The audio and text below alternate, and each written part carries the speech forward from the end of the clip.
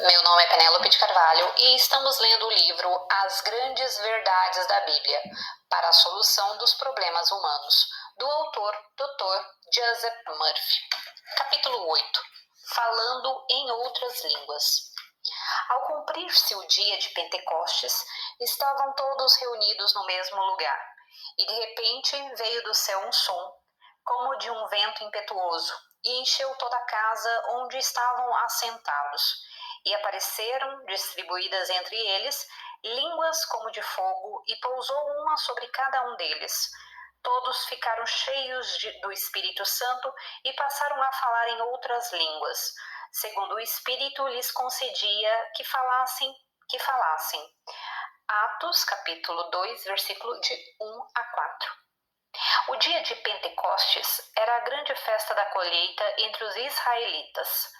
O verdadeiro significado intrínseco do dia de Pentecostes, no entanto, é que, na medida em que você medita e dá atenção às verdades eternas, começa a expressá-las, fazendo com que se tornem realidades vivas em sua vida, ao invés de conceitos teóricos mantidos por sua mente consciente. Em outras palavras, você colhe os frutos das verdades espirituais sobre as quais meditou, ingressando na luz ou razão iluminada a que a Bíblia se refere como a Terra Prometida. Está vivendo na Terra Prometida quando expressa harmonia, saúde, paz, alegria e abundância. Você reúne todos os seus pensamentos, sentimentos e imagens mentais e se concentra numa única coisa: o espírito vivo interior. Em outras palavras, vira-se para dentro e contempla Deus em você como amor ilimitado, inteligência infinita, harmonia absoluta, onipotência e onisciência. Seus pensamentos e ideias estão agora reunidos no mesmo lugar, e esse lugar é sempre com Deus. Estavam todos reunidos no mesmo lugar significa concentração ou focalização da atenção de todas as faculdades e atividades da mente na exaltação e louvor do Espírito Infinito interior. No versículo 2, o som que veio do céu como um vento impetuoso representa o movimento do Espírito através das mentes e corações. O som do céu é a alegria da prece atendida. Ao adquirir o hábito da prece e da comunhão com o infinito, você descobre a exultação do Espírito a animá-lo, inspirá-lo e sustentá-lo, que é o símbolo do efeito estimulante do vinho novo. Esses homens estão cheios de vinho novo. Atos, capítulo 2, versículo 13. O resultado final dessa transfusão do Espírito através de todo o seu ser é o de tornar-se inspirado a expressar a verdade de uma nova maneira, com entusiasmo, fervor e alegria. Isso é o que se chama falar em outras línguas. As línguas de fogo referidas representam a iluminação e inspiração decorrentes da veneração e adoração da presença e poder infinito dentro de você. E como os ouvimos falar, cada um em nossa própria língua materna? Atos, capítulo 2, versículo 8. A língua universal é o amor. Todos os homens o sentem, compreendem e reconhecem. Falando literalmente, é possível hipnotizar uma pessoa e sugerir que está agora falando outras línguas. Vai-se ouvir muita algaravia. Às vezes, em estado de transe, um médium pode falar em línguas estrangeiras, porque a mente subjetiva conhece todas as línguas que contam do registro acástico, o inconsciente universal ou coletivo. Falar em outras línguas, num transe hipnótico, não é indicação de espiritualidade ou iluminação. O dom para as línguas pode ser facilmente produzido no transe hipnótico. É uma simples questão de memória subjetiva e não uma indicação de iluminação espiritual. Sir William Hamilton, em suas leituras Discursos sobre Metafísica, na página 236, designa o fenômeno como memória latente. Diz ele: Por exemplo, há casos em que a memória extinta de línguas inteiras foi subitamente restaurada e, o que é ainda mais extraordinário, foi exibida a faculdade de repetir acuradamente, em línguas conhecidas ou desconhecidas, passagens que jamais estiveram ao alcance da memória consciente em condições normais. O senhor Coleridge, em sua literária biográfica, cita um caso que vou resumir. Há incontáveis casos assim ocorrendo durante todo o tempo, diz ele. Um jovem de 25 anos que não sabia ler nem escrever foi dominada. Uma jovem de 25 anos que não sabia ler nem escrever foi dominada por uma febre e pôs-se a falar incessantemente em latim, grego e hebraico, em tom pomposo e com a pronúncia mais nítida possível. Um médico fez algum trabalho de pesquisa e descobriu que essa mulher fora caridosamente protegida por um pastor protestante. Ao que parecia, o velho pastor tinha o hábito de andar pela casa a ler em voz alta textos hebraicos, gregos e latinos. O médico identificou trechos ouvidos à cabeceira da cama da mulher doente com passagens de diversos livros. É fácil compreender a origem do fenômeno dessa mulher falar em outras línguas ou línguas estranhas do aquelas passagens. Com a mente consciente temporariamente inativa ou subjugada em decorrência da febre ou outro estado anormal, a memória subconsciente foi liberada. O registro em seu subconsciente não podia ser apagado. Milhares de casos similares são registrados. Os feitos de pessoas que falam outras línguas em transe são facilmente explicáveis, sem haver necessidade de invocar a ajuda de espíritos desencarnados.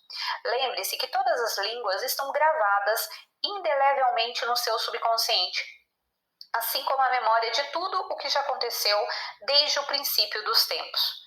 Você deve perceber o significado interior por trás de cada história da Bíblia. Vamos examinar um exemplo. Um homem está no hospital sofrendo de alguma doença, sentindo dor.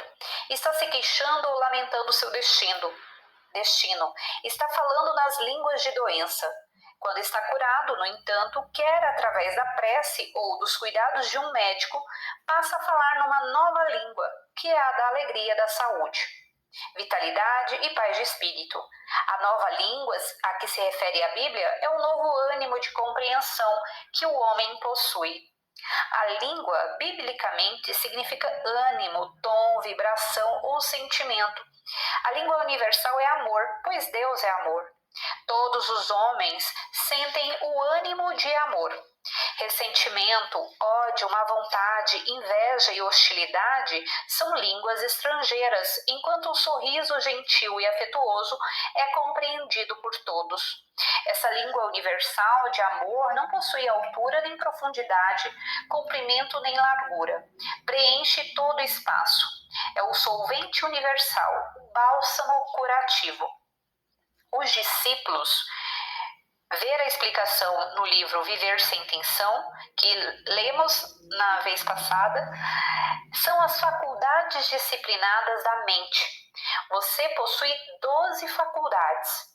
Na prece, reúne todas as faculdades e retira-se do mundo objetivo e as evidências dos sentidos, sintonizando com a presença curativa infinita dentro de você. Concentre-se no seu ideal ou na solução para o problema. Nesse estado sereno, passivo, receptivo, afirme que o poder todo-poderoso e a sabedoria do infinito estão agora fluindo por você. Sinta o movimento do espírito através de você, da mesma maneira como sente o calor do sol. Esse ânimo tranquilo e confiante é o vento impetuoso ou Espírito de Deus que preenche sua mente. As línguas de fogo descem sobre você, porque o nosso Deus é fogo consumidor. Hebreus capítulo 12, versículo 29. O antigo estado é consumido e nasce um novo estado. Seu desejo consumidor de ouvir as boas notícias ou a alegria da prece atendida queima o estado antigo e permite o nascimento do novo. As chamas da iluminação e inspiração tocaram cada uma das suas faculdades e você está espiritualmente enriquecido. Como maçãs de ouro em salvas de prata, assim é a palavra dita a seu tempo. Provérbios, capítulo 25, versículo 11. Nossas palavras devem irradiar paz, amor e harmonia para todos. Em outras palavras, devemos afirmar categoricamente que o Espírito Infinito pensa, fala e age por intermédio de nós, e que todos os que nos escutam são elevados e inspirados, tornam-se milagrosamente plenos. Seus ouvintes estarão subjetivamente conscientes de uma essência indefinível impregnando suas palavras, pois quando irradiamos vibração, luz e amor para todos, estamos exalando o que é chamado de perfume dos deuses. Afluiu a multidão que se possui de perplexidade, porquanto cada um os ouvia falar na sua própria língua. Atos capítulo 2, versículo 6. A multidão de pensamentos em sua mente consciente e racional não compreende o que está ocorrendo, pois os caminhos do infinito não são os caminhos do homem, porque a sabedoria deste mundo é loucura diante de Deus. 1 Coríntios capítulo 3, versículo 19. Quando sua prece é atendida, você ouviu em sua própria língua. A convicção fez com que acontecesse. O vinho da vida é a nova interpretação da vida que o transforma das águas da vida, o lado opaco, insípido e melancólico da vida, na alegria de viver e expressar mais de sua divindade natural. Pedro disse: estes homens não estão embriagados como vindes pensando, sendo esta a terceira hora do dia. Atos capítulo 2, versículo 15. Pedro significa fé inabalável em Deus, o único poder. Pedro representa a convicção absoluta de que Deus atende às nossas preces. Na expressão a terceira hora do dia, a última palavra dia indica luz ou verdade. A terceira hora é sempre o sentimento ou percepção interior de que ocorreu uma concretização subjetiva do nosso desejo. O falecido Dr. Alex Carrel, ganhador do Prêmio Nobel e autor do livro O Homem, Este Desconhecido, comenta os efeitos maravilhosos produzidos pela prece. Ele cita o exemplo de um ferimento infeccionado que definhou até se tornar uma simples cicatriz diante de seus olhos. Observou também muitos ferimentos e lesões se curarem em poucos segundos, outros em algumas horas, com o desaparecimento de todos os sintomas patológicos. Através da prece, é acionada uma extrema ativação o processo de recuperação orgânica. Essas curas de ferimentos, tumores e queimaduras são uma consequência da descida das línguas de fogo mencionadas neste capítulo. Deus é o único processo curativo. Quando você sintoniza com esse poder curativo infinito, com fé e esperança, além de uma imaginação inflamada, o influxo do Espírito responderá, impregnando todo o seu ser e devolvendo-lhe a integridade física. A estrutura eletrônica do seu corpo é transformada de acordo com o padrão no monte: harmonia, integridade e perfeição. Você é o comandante. A presença divina está em você. Às vezes é chamada de energia fundamental. Energia é um termo usado pela ciência para designar o espírito ou Deus. Cabe a cada um a maneira como vai usar essa energia. Você pode usar a energia intelectual para estudar ou meditar, a energia física para andar, a energia emocional para ficar furioso, tornar-se ressentido ou impaciente e ansioso, o que é destrutivo para os tecidos e seu organismo físico. Você pode também usar a força da energia para matar ou ferir, o que é extremamente negativo. Vejamos o caso da eletricidade. É uma força. Pode ser usada para iluminar a casa ou girar o ventilador, para aquecer a casa ou ligar o rádio e produzir música. Há diferentes tipos de energia. Da mesma forma, você deve determinar como vai usar a sua energia espiritual para a sua própria elevação e benefício espiritual. Alguns homens passam a maior parte do tempo comendo e bebendo, o que transparece em seus corpos. Outros devotam toda a sua atenção à sensualidade, o que é destrutivo, e embota a parte espiritual. Há também os que se entregam a acessos de raiva, o que lhes estraga a saúde, acarretando doenças e a morte prematura. O estudante também pode ser reconhecido. O fazendeiro parece diferente do advogado e do médico. Todos são bons e honrados, simplesmente pode-se perceber em que concentraram sua atenção.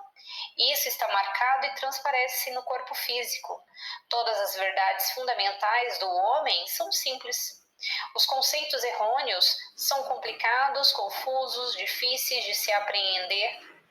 Pense na presença e no poder infinito quando tiver um problema. Medite sobre a solução. Não fique tenso. A resposta virá nos termos da ordem divina. A mente consciente pode ser comparada ao comandante de um navio. Ele orienta o pessoal na sala de máquinas. O comandante não dirige pessoalmente o navio, simplesmente dá as ordens. Se as ordens estão erradas, os homens na sala de máquinas podem, por exemplo, levar o navio a chocar-se com um iceberg. O comandante pode ordenar toda velocidade para proa ou popa e a ordem é executada. Você está constantemente dando ordens mentais ao subconsciente. Se as suas determinações não estão baseadas nos princípios universais e verdades eternas, criará o caos em sua vida. Entronize ideias divinas na mente consciente, geradas pelo amor divino. Ao focalizar a mente diretamente nas verdades eternas da vida, começará a falar uma nova língua que será uma voz suave e melodiosa de sabedoria, verdade, beleza, alegria e boa vontade para com todos. Suas palavras serão doces para a alma e medicina para o corpo. Provérbios, capítulo 16, versículo 24. A palavra fogo é um termo antigo para Deus ou espírito. Energia é um termo científico para espírito ou Deus. Há uma resposta para cada problema. Jacó ficou só, e lutava com ele um homem até ao romper do dia. Vendo este que não podia com ele, tocou-lhe na articulação da coxa. Deslocou-se a junta da coxa de Jacó na luta com o homem. Disse este: deixa-me ir, pois já rompeu o dia. Respondeu Jacó: não te deixarei ir, se não me abençoares. Perguntou-lhe, pois, como te chamas? Ele respondeu: Jacó.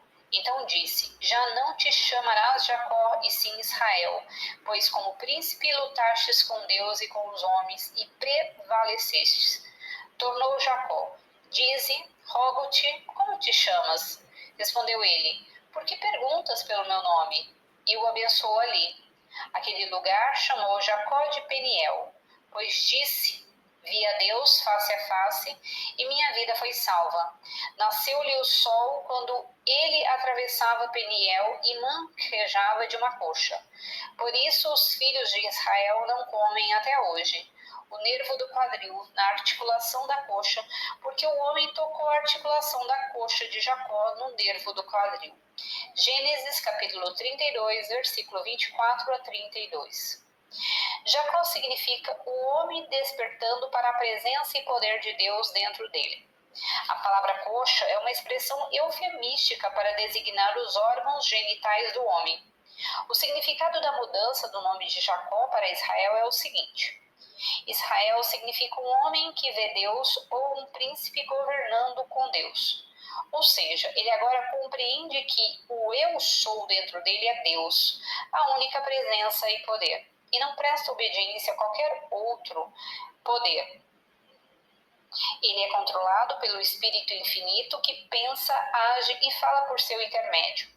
Uma imensa luz de compreensão habita a mente, e o tipo de mente que sente a presença de Deus é chamado de Israel.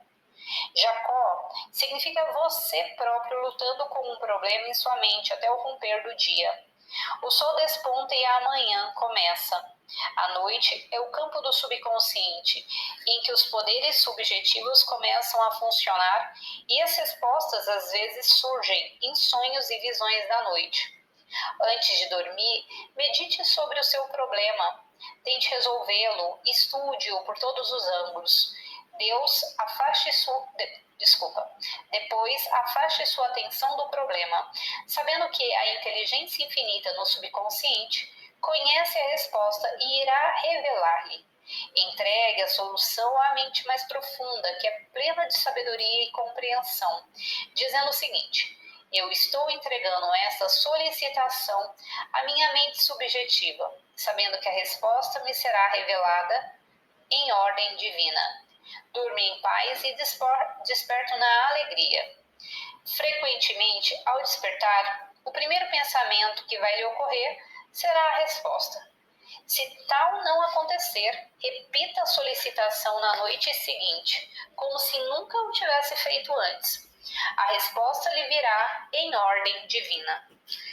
Como ela obteve a resposta? Uma mulher contou-me em certa ocasião que estava empenhada em luta com um problema. Fora falsamente acusada por 2 parentes de influenciar a tia a alterar o testamento, pouco antes de morrer. Não havia a menor procedência na alegação desses parentes, mas eles prestaram falso testemunho, causando-lhe profunda angústia e muito constrangimento. O advogado dela era um homem espiritualizado e ajudou-a consideravelmente na ação judicial. Por sugestão minha, ela serenou a mente e afirmou: o Espírito Infinito é sábio e determino agora que a lei da justiça, verdade, amor e harmonia está operando perfeitamente em mim, através de meu advogado e de todas as pessoas envolvidas. A lei da harmonia e da ação certa prevalece. Assim determino, a qualquer momento que o problema me surgir na mente, afirmarei: Deus está cuidando de tudo. Em seguida, a tal declaração, ela sentiu-se invadida por uma profunda sensação de paz e não teve mais qualquer desejo de rezar a respeito. A determinação dela ficou em gestação na escuridão do subconsciente. Ao cabo de uma semana, a resposta lhe foi apresentada. Na linguagem da Bíblia, isto foi o romper do dia. Os 2 parentes que contestavam o testamento abandonaram a ação e desapareceu inteiramente. A Bíblia diz: tocou-lhe na articulação da coxa, deslocou-se a junta da coxa de Jacó na luta com o homem. A palavra coxa, como foi anteriormente mencionado, é um símbolo fálico. A Bíblia está repleta de símbolos fálicos que revelam profundas verdades psicológicas e espirituais. Depois da cópula, os órgãos genitais do homem se encolhem e ele fica relaxado. Alguns grupos religiosos não comem da área do animal que está relacionada com a coxa de Jacó. É claro que não é esse o significado desse trecho da Bíblia, pois não faz o menor sentido. Durante o ato de meditação que foi desempenhado pela mulher com problema legal a que me referi, ela sentiu uma profunda sensação de paz. Em seguida, a técnica da prece. Estava relaxada e em paz. Sabia intuitivamente que o problema estava resolvido. Na linguagem da Bíblia, o tendão encolheu, o que significa que o trabalho mental dela estava terminando. Há algum tempo, visitando a cidade de Cork, na Irlanda, soube que uma parenta minha havia perdido a voz. Os médicos não conseguiam encontrar qualquer problema orgânico e estavam convencidos de que a causa da mudez era emocional. Expliquei a ela que se tornava aquilo que pensava. Assim, ela começou a ficar sentada em meditação várias vezes por dia, imaginando que estava cantando gloriosamente, maravilhosamente, perante uma plateia imaginária. No olho da mente, via e ouvia o auditório aplaudi-la. Gradativamente começou a sentir a realidade e maravilha de tudo. Ao final do 3º dia, subitamente, algo emergiu dela. Como diz a Bíblia, alguém me tocou, porque senti que de mim saiu poder. O poder curativo de Deus. Lucas capítulo 8, versículo 46. Ela recuperou a voz. Passaram por uma meditação bem-sucedida e foram incapazes de continuar o ato de meditação. Depois de rezar vitoriosamente, você se sente tão relaxado quanto ao terminar o ato físico criativo. Não se sente mais fome depois que se alcança a satisfação.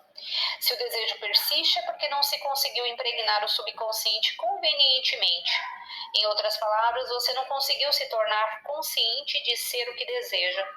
Quando a prece é atendida, algo se encolhe dentro de você, não de um ponto de vista físico, mas na natureza do sentimento subjetivo. Você perde todo o desejo de continuar em sua meditação. Ao orar vitoriosamente e acreditar no coração que já é o que deseja ser, nesse momento de satisfação, algo sai de você física e psicologicamente, comprovando o seu poder criativo.